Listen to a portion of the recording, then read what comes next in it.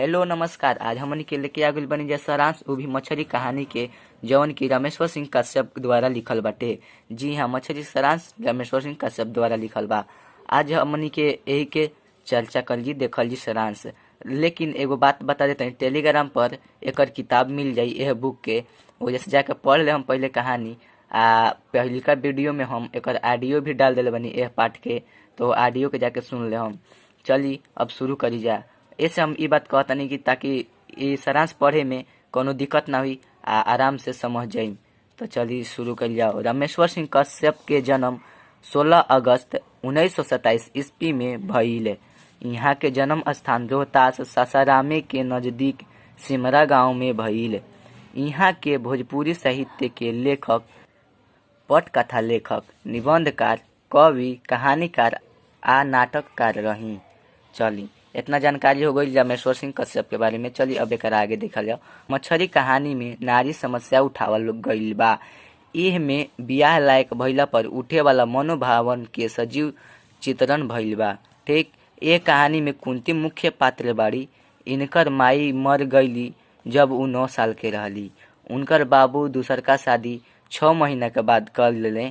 ठीक बा, तो जवना के बाद सौतेली माई के साथे कुंती के चाचा ना रहलन औरी अलगा हो गईलन, काहे से कि सौतेली माई के स्वभाव ठीक ना रहे। कुंती के दूसर की माई कुंती से सब काम करवावस। कुंती सोचत रही कि दूसर की माई इनका के प्यार दुलार दिहन, लेकिन ऐसन बिल्कुल ना भइल। ठीक, आगे बा। आज कुंती जवान बाड़ी, लेकिन उनकर शादी नइखे भइल। कुंती के माई कुंती के ऐसन गति कैले रहली कि उनका लागे लागल कि उ छछात नरक के भोग भोग लेली। इनकर हम उमरिया सखी सहेली के शादी हो गईल बा आ कई गो त लड़कोर भी हो गईल बाड़ी सन। सखी सहेली खोद खोद के दूसरा से सवांग के हाल पूछेली स आ मजा लेवेली स। ई सब सुन सुन के कुंती के भी नींद ना आवेला। ई अपना पति की कल्पना करत रहेली। ठीक है, एक बार इनकर बाबू बियाह तय कैलन त इनकर माई बैल किने के बहाने शादी रुकवा दिहली।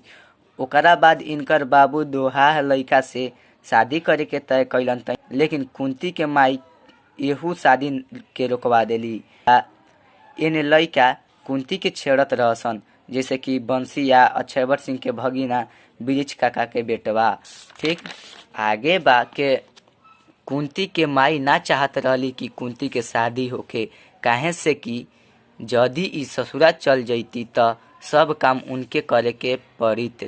एक बार कुंती गोड़ जात के केवाड़ी के पाला से बाबू के बात सुनली त पता चलल कि फेरू असो तो उनकर सौतेली माई शादी रोके के चाहत बाड़ी आ कहत बाड़ी कि लड़की कौनो मछली ना होली स जे सर जात बिया। ई सुन के कुंती के रोवे के मन भइल आ लाज लिहाज छोड़ के कहल चाहत रहली कि बेटी मछली होली स, पानी के बाहर कब तक जीही, सड़ी ना त बिलाई ले भागी। ठीक, तो ये रहल पाठ के सारांश। ठेठ शब्द या कठिन शब्द कह सकिले जा आई तवना के हमनी के देखे के बा। तेजा हमनी के देख ले जाओ। ताल मने होला तालाब, तालाब। ठीक, आगे देखल जाओ। सरपत मने झाड़ी, तरेंगन मने तरई चाहे तारा, दमक मने दमक, दमक जिसे हमनी के आगे भी जुजा नहीं जाता दमक मारेला नु तो उहे दमक। गते मने धीरे, चुहानी मने कोना, बटुआ मने बटला, एक प्रकार का तसली होला बड़ा बर्तन जैसा, तो ओकरा के बटुआ कहल जाला। निकसार मने मुख्य द्वार, यानी निकले आ ढुके वाला, यानी कोनो घर के जवन मुख्य द्वार वाला आदमी आवेला जाला उ द्वार के निकसार कहल जाला। ढिबरी मने होला दिया, एगो शीशा के बनल रहेला, टीना के भी बनल रहेला तो दिया। ठीक, अब दिया नइखे, काहे से कि अब तो एलईडी बल्ब सब आ गइल बड़ी स। धवरा मने लाल छाहू चाहे हल्का लाल, अनरवाह कइल मने परेशान कइल, डहकावत यानी रोवावत, गुरगुराइल यानी गुस्साइल, पवरल यानी तैरल, बेंत मने छाकुन चाहे डंटा, कोर मने कोरा में मने गोदी में, सांसत कइल यानी दुख दिहल या सांस ना लेवे दिहल, दुख आतना कइल कि सांसो लेहल दुलम होखेला तो उहे सांसत कइल कहाला। हरसाखिन यानी चबावे वाली, कछलही यानी महटियवलही यानी आदमी कहेला न कि कछले बा यानी महटियावले बा। आजिज यानी परेशान। गोसी यानी गाय। टारल मने हटावल। चंग पर चढ़ल यानी ज्यादा काम कईल।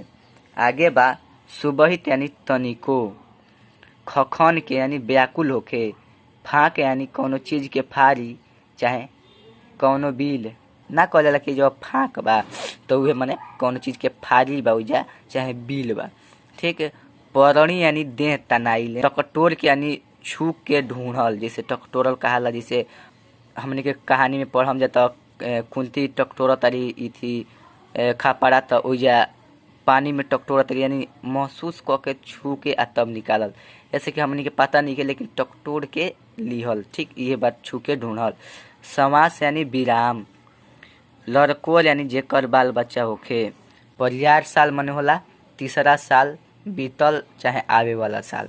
पर साल मने होला दूसरा साल बीतल चाहे आवे वाला साल। ठीक। माने बीत गइल तो भी पर साल कहनी जा, आवे वाला बा तब पर साल कहनी जा। ठीक बा। दोहा मने विधुर यानी विधुर मने जेकर मेहरारू मर गइल होखे। डाकपिन यानी डाकिया जे चिठिया उठिया लेके आवेला। चौल कइल यानी व्यंग कइल चाहे टोन मारल। टभक यानी दर्द, ओकरा के टिस कहल जा, ना कहल जा कि कपड़ा में टिस टिस मारता तो उहे टिस चाहे दर्द। मनियारा मने मणिधारी यानी सांप कौनो होखेला ना मणि होखेला ओकर तो मणिधारी। खाई खंदक यानी गढ़हा, लेकिन हमनी के पाठ के अनुसार मुसीबत एजा बाटे। ठीक। घंटन यानी ढेर देरी घंटों से। ठीक। उबटब यानी डांटब। गतर माने शरीर के छोट से छोट अंग। बेण दिहल यानी अड़चन डालल। बरसाएने यानी साल भर के अंदर। बेसाह यानी पसारल चाहे अड़चन डालल। गुड़मुड़ा के यानी गुटिया के। ठेहुन टेढ़ कके आ हाथ कान भी धके आ सुते नहीं जा तो उहे गुड़मुड़ा के सुतल कहाला। ठीक। तो ई रहला कुछ कठिन शब्द आ एकर सारांश। तो अगला वीडियो में मिलल जाई एकर प्रश्न के लेके। तो चलिए यह वीडियो में इतना ही। धन्यवाद।